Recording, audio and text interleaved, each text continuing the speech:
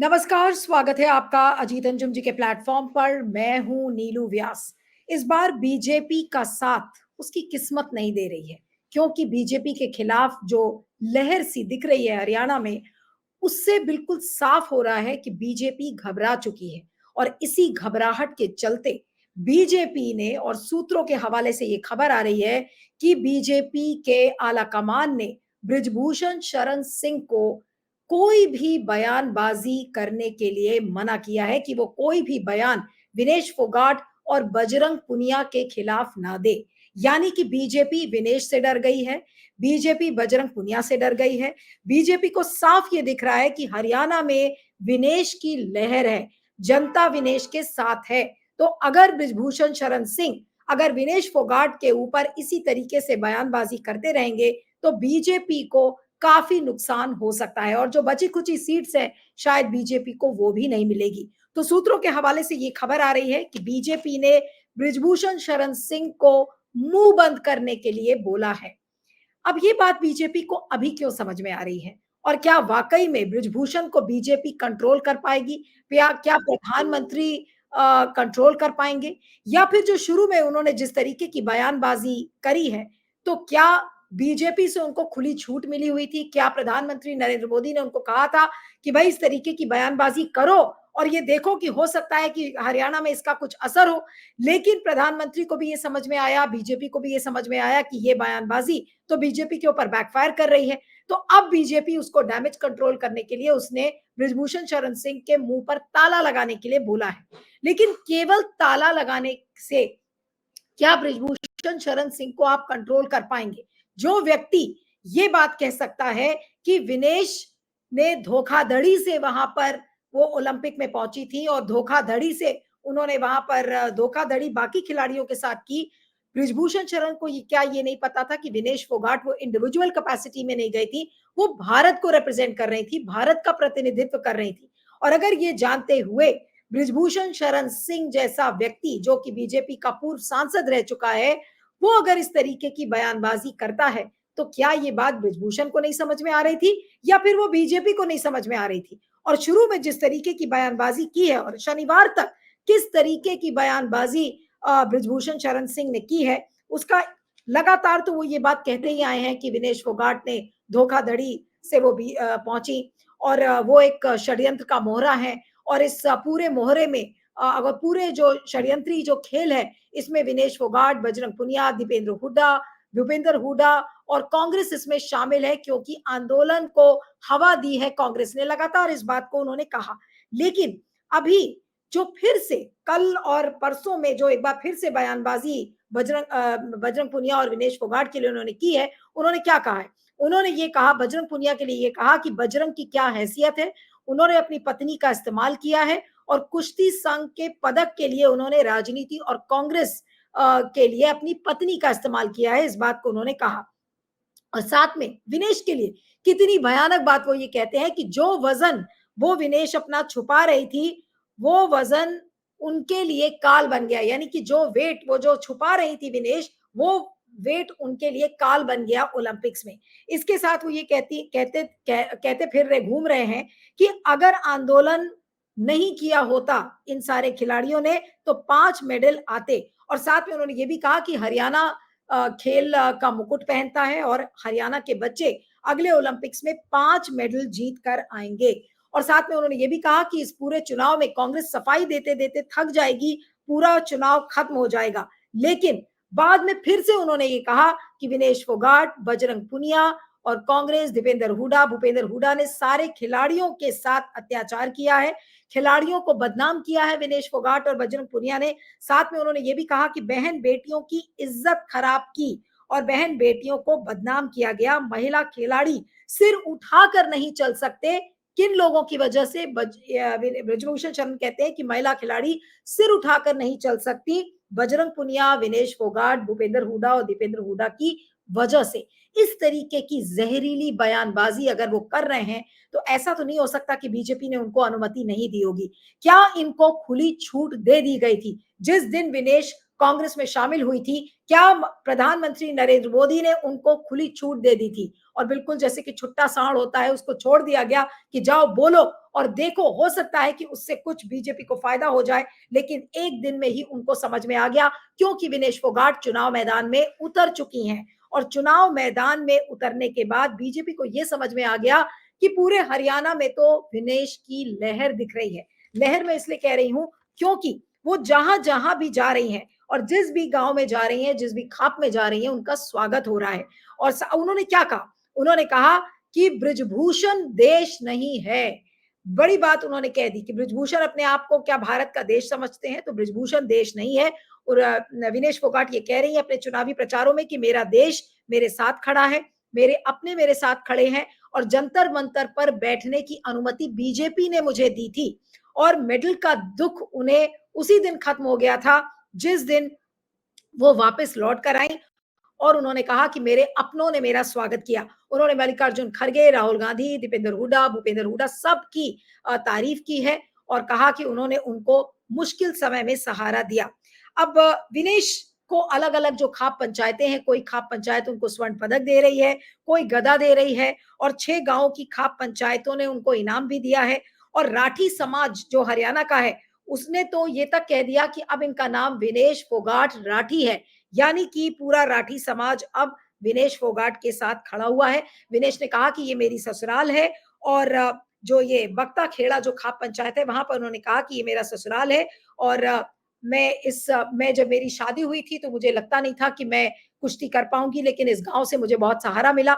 तो जिस तरीके से विनेश को समर्थन मिल रहा है उससे वाकई में बीजेपी डर गई है और बीजेपी को यह लग रहा है कि अगर हमने ब्रिजभूषण शरण को नहीं रोका, क्योंकि ब्रिजभूषण शरण के अंदर इतना गुस्सा फूटा हुआ है कि उनको मौका मिल रहा है कि वो इस तरीके की बातें विनेश फोगाट के लिए लगातार करे। और इसके पहले भी उन्होंने क्या कुछ कहा था अगर आप याद करें तो दबदबा था, दबदबा है, दबदबा रहेगा। तो ब्रिजभूषण शरण को अभी भी लगता है कि उनका दबदबा कायम है और उनको ये एक राजनीतिक मौका मिल गया था कि अच्छा विनेश अगर कांग्रेस में शामिल हो गई है तो अब विनेश के बारे में खूब उल्टा सीधा कहो, खूब जहर उगलो और उससे विनेश के लिए चीजें बैकफायर करेंगी। लेकिन अब ऐसा लगने लगा है कि जितना वो विनेश के बारे में बोलेंगे, विनेश के लिए उतनी ही उनकी जो बयानबाजी है वो आशीर्वाद के रूप में उभरेगी और हरियाणा की जनता को भी ये बातें समझ में आ रही हैं।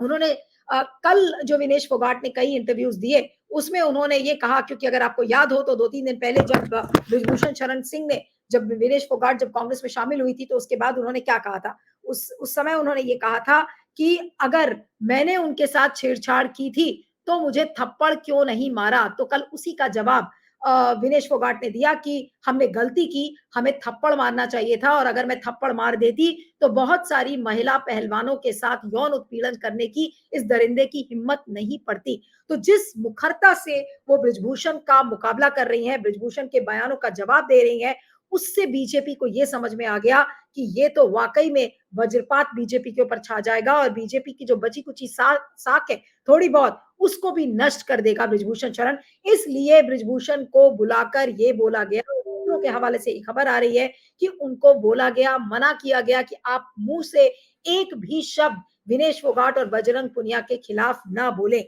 लेकिन बार बार ये बात जो ब्रिजभूषण ने कही कि वो ओलंपिक की हकदार नहीं थी, दूसरे खिलाड़ियों का उन्होंने हक छीना था, जिस लड़की ने उसे ट्रायल में हराया था उस लड़की का हक छीनकर विनेश ने हंगामा करने की कोशिश की।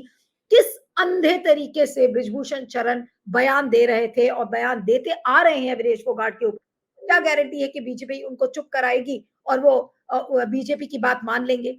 कंगना रनौत का आप एग्जाम्पल देख रहे हैं कि जब उनकी फिल्म रिलीज हो रही थी और इमरजेंसी फिल्म को लेकर तो उन्होंने बीजेपी ने उनको मना भी किया था, मना करने के बावजूद उन्होंने जाति जनगणना पे किस तरीके की इंटरव्यूज दिए, किस तरीके की बयानबाजी दी और उससे बीजेपी को ही नुकसान हो रहा है क्योंकि बीजेपी को ये समझ में आ रहा है कि ये सब एटम बॉम्ब बन गए हैं बीजेपी के लिए, चाहे वो कंगना रनौत हो, चाहे फिर ब्रिजभूषण शरण हो। और ब्रिजभूषण शरण तो किस तरीके से बीजेपी को हरियाणा में डैमेज कर रहे हैं उसका ये जीता जागता एग्जाम्पल है, क्योंकि बीजेपी के लिए विनेश फोगाट गले की हड्डी बन गए हैं, गले की फांस बन गए हैं, क्योंकि वो विनेश फोगाट का पुरजोर तरीके से विरोध भी नहीं कर सकते, क्योंकि विनेश के लिए प्रधानमंत्री मोदी ने ट्वीट किया था। आप याद करिए उस दिन का ट्वीट आपको अगर दिखा सके तो उस ट्वीट में उन्होंने यही लिखा था ना कि विनेश तुम देश की शान हो, तुम जल्द वापस लौटो, पूरा देश तुम्हारे साथ है, हम तुम्हारा इंतजार कर रहे हैं। वो ट्वीट को आप याद करिए और उस ट्वीट को करने के बाद क्या प्रधानमंत्री मोदी, क्या फिर बीजेपी का आला कमान क्या हिम्मत कर पाएगा कि विनेश फोगाट का वो इस तरीके से चुनावी मैदान में भी विरोध करे? अरे भाई ठीक है, वो चुनाव लड़ रही हैं, लेकिन आप चुनाव में उनका विरोध कैसे करेंगे? बीजेपी का मुंह ही नहीं है कि वो विरोध करे किसी भी एंगल से विनेश का। ना वो विनेश का विरोध कर सकती है और ना ही बजरंग पुनिया का विरोध कर सकती है। तो अगर ऐसे में बीजेपी का नेता बृजभूषण शरण विनेश के खिलाफ अंड-बंड और कुछ अनर्गल बातें अगर कर रहा है, तो ये बात बीजेपी को समझ में आ गई। बीजेपी ने उसको चुप करा दिया है, लेकिन सवाल ये है कि क्या बृजभूषण शरण चुप होंगे?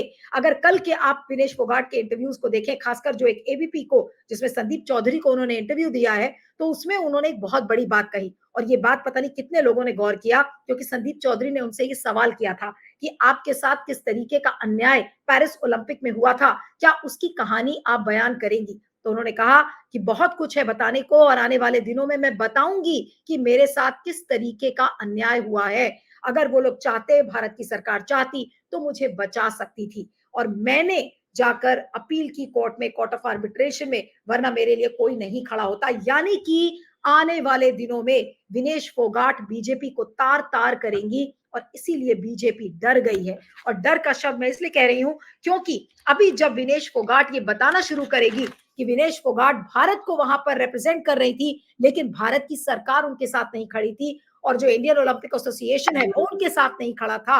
और तो आप ये सोचिए कि विनेश के जो बयान आने वाले दिनों में आएंगे, जब वो ये बताएंगी अपनी चुनावी सभाओं में कि पेरिस ओलंपिक्स में किस तरीके से भारत की सरकार उनके लिए नहीं खड़ी थी, तो बीजेपी का क्या हाल होगा? प्रधानमंत्री का क्या हाल होगा? क्या वो लोग प्रचार भी कर पाएंगे? मुझे तो ये डर लग रहा है कि बीजेपी के नेताओं को क्या मार के हरियाणा की जनता भगाएगी नहीं। और आप महाराष्ट्र में देख ही रहे हैं कि वहां पर क्या हाल हो रहा है, जूता मारो रैली जिस तरीके से हुई थी। तो क्या बीजेपी का कोई भी नेता विनेश की वजह से क्या चुनावी मैदान का सामना कर भी पाएगा? बृजभूषण ने पूरी तरीके से बीजेपी को डैमेज करने में कोई कसर नहीं छोड़ी है और बीजेपी को विनेश की लहर सामने से दिख रही है और आने वाले दिनों में बीजेपी वाकई में डर के वजह से हक्का बक्का है। और आप ये देखिए कि जो विनेश के खिलाफ जो बयानबाजी है वो किसी भी सूरत में कम नहीं हो रही है।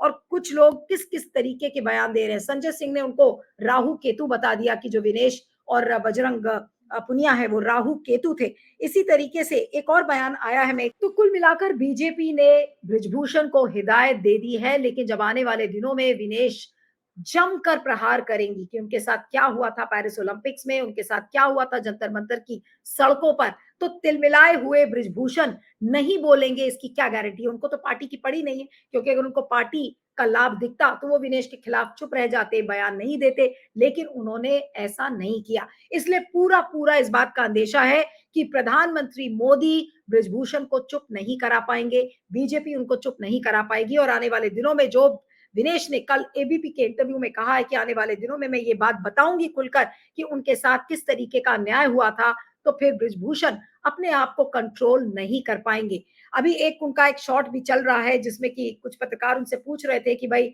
महावीर फोगाट ने क्या बोला है और उन्होंने यही कहा कि विनेश का लौटना, चुनाव में कूदना और जिस तरीके से अब विनेश अपने आप को कर रही है वो बृजभूषण के ऊपर एक बड़ा तमाचा है, तो उनकी गाड़ी सीधा वो निकल गई, उन्होंने जवाब नहीं दिया।